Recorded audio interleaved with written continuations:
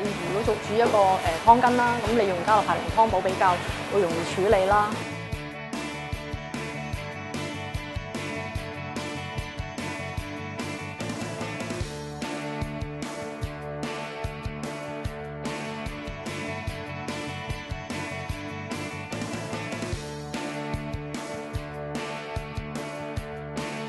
濃湯寶融入豆腐煲嗰度咧，我哋家鄉濃煲嗰度咧，哇真係好好味咯，同埋濃湯寶同豆腐係非常之夾噶咯。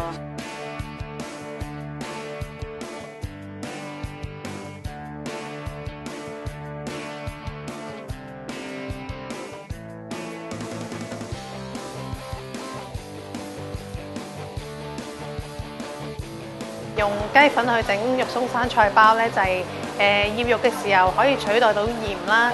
咁鹽就唔會抽家樂牌雞粉唔會抽乾肉嘅水分。咁另外亦都可以提鮮到肉碎嘅鮮味啦。